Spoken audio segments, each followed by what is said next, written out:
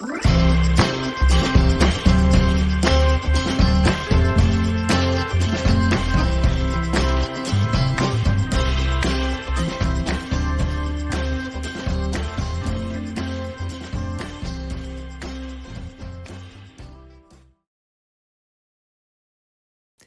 vamos a seguir con este punto a prueba, vamos con este ejercicio número 11, que me dice que un coche circula sin cadenas por una carretera recién nevada, el coeficiente de fricción estático entre los neumáticos y la carretera es en estas condiciones de 0,068, ¿cuál es la máxima pendiente que podría ascender el vehículo circulando a velocidad constante? Bueno, vamos a hacer el dibujo porque ya vemos que es un problema de dinámica de fuerzas, por tanto necesitamos bien nuestro dibujo. Vamos a tener ahí la pendiente de la montaña. Ahí está. No lo conocemos, es nuestro ángulo Z. Y por aquí vamos a tener nuestro coche subiendo la montaña. Ahí está el coche subiendo, ¿vale? De modo que el movimiento es hacia arriba. Y ahora tenemos que dibujar todas las fuerzas que actúan sobre dicho coche. Por un lado vamos a tener el peso del coche, que vamos a poner hacia abajo, ahí está, P. La normal, que es perpendicular a la superficie, ahí está. Y ahora la fuerza de rozamiento, y aquí hay que parar un segundo, mirad. Voy a hacer zoom a una de las ruedas para que os deis cuenta, ¿vale? Esa es una de las ruedas del coche. Esta rueda, para que el coche vaya hacia arriba, tiene que girar en este sentido y por abajo en este otro. Así el coche va subiendo. Y como hemos dicho que la fuerza de rozamiento se opone al movimiento y la fuerza de rozamiento tiene lugar aquí, que es donde entra la rueda en contacto con la superficie, la fuerza de rozamiento va en contra de ese giro, por tanto iría ahí, ¿vale? Entonces la fuerza de rozamiento que sufre nuestro coche va hacia arriba, ahí está. Y bueno, es lógico porque si no, ¿cómo ascendería dicho coche a velocidad constante? No tendría mucho sentido. Bueno, ya tenemos ahí nuestro sistema. Ahora hay que descomponer una de ellas, que es el peso, en los ejes horizontales y verticales. De modo que por aquí tendremos lo que vamos a llamar P en el eje Y y por aquí tendremos lo que vamos a llamar P en el eje X, siendo este de aquí nuestro ángulo Z.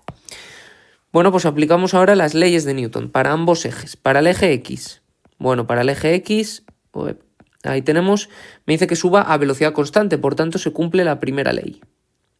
Sumatorio de las fuerzas igual a 0, de modo que la fuerza de rozamiento, que es positiva, menos el peso, ha de ser igual a 0.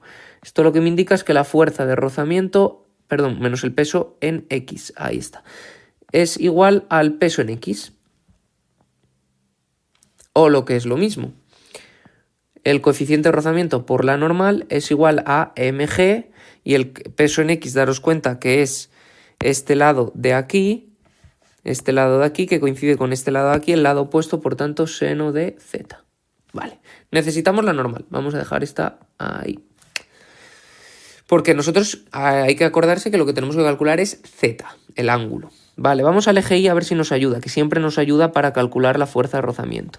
En el eje Y también se da la primera ley porque no hay movimiento no hay aceleración en ese eje. Y en este caso tenemos que la normal menos el peso en Y es igual a 0. De modo que la normal es igual al peso en Y, o lo que es lo mismo, a mg coseno de Z. Metemos esta expresión en la ecuación 1 y tenemos que mu por la normal, pero hemos dicho que es mg coseno de Z, es igual a mg seno de Z. Y daros cuenta que m se nos va en ambos lados, g también se nos va. Por tanto, es independiente del peso del vehículo todo este problema que estamos haciendo. Y hay que despejar Z. Bueno, rápidamente se ve que si nos llevamos este coseno para aquí, tengo seno entre coseno que es tangente de Z, de modo que me encuentro que mu es igual al seno de Z entre coseno de Z, o lo que es lo mismo, a tangente de Z. Por tanto, mi ángulo Z será el arco tangente cuyo valor es mu, es decir, arco tangente de 0,068. Y me da un ángulo de 3,89 grados. Bueno, este sería el ángulo, pero hay a veces que nos piden la pendiente, como es este caso. Y la pendiente, si habéis ido por carretera alguna vez, nos habla en tanto por ciento, ¿de acuerdo? Y indica exactamente lo que os voy a marcar yo aquí. Indica la pendiente cuando vayáis a subir un puerto o bajar. Vais a ver que habla del 10, del 15%. Lo que indica es el número de metros que asciendes por cada 100 metros horizontales que avanzas, ¿vale? Eso es la pendiente. Y aquí, como nosotros sabemos este ángulo que es de 3,89, nosotros lo que sabemos es que la tangente de 3,89 es igual a x entre 100. Y ese x será el tanto por ciento. Por tanto, x igual a 100 por la tangente de 3,89. Me sale que en 100 metros horizontales subo 6,8. Esto lo que quiere decir es que hay una pendiente del 6,8%. Bueno, pues esa sería la máxima pendiente que puede subir este coche sin derrapar. Bueno, vamos con el problema 12, que vamos a cambiar un poco de tercio porque vamos a irnos a movimientos circulares, ¿vale? Deduce una expresión para calcular el máximo valor de la velocidad a la que un vehículo de masa m puede tomar una curva de radio r sin derrapar. Bueno, pues tenemos un problema otra vez de dinámica, de modo que vamos a dibujar rápidamente el vehículo.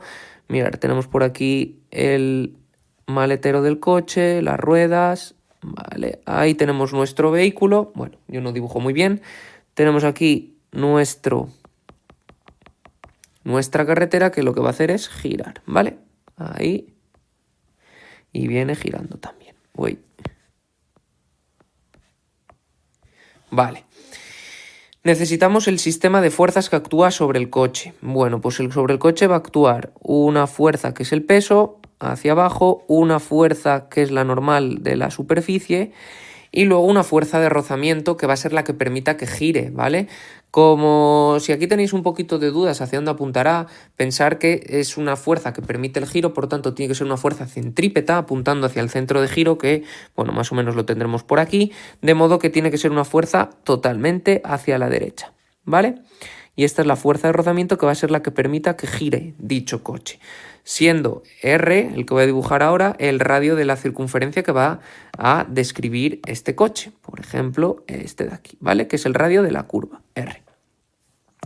Bueno, pues estos serían nuestros datos. Y lo único que tenemos que aplicar es, como un problema de dinámica, las leyes de Newton a ambos ejes. De modo que vamos allá. Voy a empezar por el eje Y, ya que tengo una fuerza de rozamiento, y ya sabéis que este eje me permite a mí sacar la normal, casi siempre.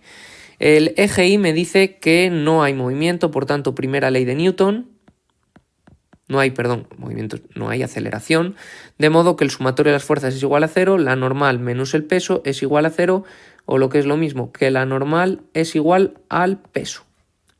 Es decir, la normal me sale la masa del coche por la gravedad.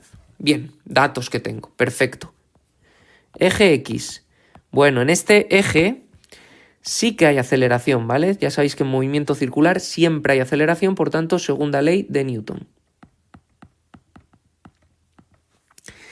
Es una aceleración centrípeta, de modo que lo que vamos a tener es que el sumatorio de las fuerzas es igual a m por a. Solo hay una fuerza, que es la fuerza de rozamiento, ha de ser igual a la masa del coche por la aceleración, ¿vale? Que es una aceleración, en este caso, normal o centrípeta. Venga, pues vamos a desarrollar esto. La fuerza de rozamiento es mu por n, la masa del coche es m y la aceleración nosotros sabemos que es v cuadrado partido de r, ya que es una aceleración normal o aceleración centrípeta y siempre tiene ese valor de ahí, la velocidad lineal que lleva el coche partido el radio de la circunferencia. Claro, para que esta velocidad sea máxima, el coeficiente tiene que ser lo máximo posible, de modo que es el coeficiente estático y efectivamente es para que no derrape dicho coche, por tanto no se produzca movimiento o desplazamiento por culpa de las ruedas, ¿vale? Por tanto, coeficiente estático. La normal también la tenemos, de modo que vamos a poner su expresión mu por e. La normal hemos dicho que era m por g, de ahí arriba, igual a m por v cuadrado partido de r. Tachamos todo lo que sea igual, m y m. Daros cuenta, no depende de la masa del coche, ¿vale? Sí que va a depender del radio de curvatura. De modo que despejáis de ahí v y me queda que v cuadrado va a ser igual al coeficiente estático por g y por el radio de curva, y la velocidad máxima, de modo, o por tanto, será la raíz cuadrada de todo eso, coeficiente estático g por r. De modo que solo depende del coeficiente entre el asfalto y las ruedas, por tanto cuanto mayor sea o mayor agarre tengan esas ruedas mejor, y depende del radio, lógicamente. Si quiero hacer una curva más cerrada con un radio menor, ¿vale? Pues menor tendrá que ser la velocidad con la que pueda dar. En cambio, si quiero dar una curva mayor de radio mayor, con mayor velocidad la podré dar. Bueno, vamos con el problema 13, que va a tratar de un fenómeno físico que se da a bastantes situaciones y que es muy típico, que se llama el péndulo cónico, ¿de acuerdo? Esto lo que tenemos es un hilo colgado y esta esferita de la que cuelga, o bueno, que tiene una cierta masa m, va a estar dando vueltas en torno a un centro, ¿vale? Siempre a velocidad constante y movimiento circular y uniforme. De modo que es un sistema que siempre en física lo que hay que estudiarlo, como nos manda el periodo, es en función de las fuerzas que actúan sobre él, de modo que es un problema de dinámica. Vamos a ver qué fuerzas actúan sobre el objeto que gira, es este de aquí. Tenemos por un lado el peso de la propia, digamos, de la propia masa que hay ahí colgando, la tensión en la dirección de la cuerda, que sería esa de ahí, ¿vale? Y no hay nada más. Hay que descomponer esa tensión en una componente X y en una componente Y. Por aquí tendremos la componente Y, ahí está, y por aquí la componente X, T sub X. De modo que este angulillo de aquí es el mismo que me da a mí el problema. Bueno, y todo esto girando ahí, vamos a dibujarlo, a un radio R del centro. Bueno, pues me dice que calcule o que ponga la expresión del periodo en función de la longitud de la cuerda L y del ángulo Z. Bueno, nosotros sabemos que si es un periodo, nos están preguntando por periodo de revolución, lo vamos a poner así, el periodo T', ¿vale? Para distinguirlo de la tensión.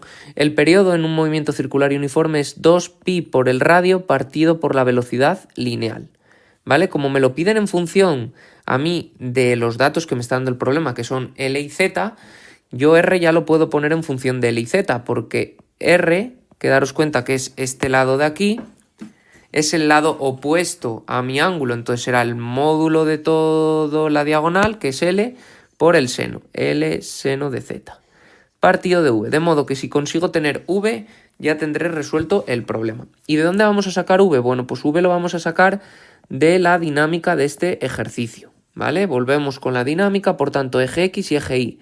Vamos con el eje Y primero. En el eje Y, en este, no hay ningún tipo de aceleración, por tanto se da la primera ley de Newton y yo tengo que la tensión en Y es igual al peso. O lo que es lo mismo, la tensión total por, si es el lado o contiguo, por tanto por coseno de z es igual a mg. Bien, y dejamos esta. Vamos a dejarla aquí como ecuación 2.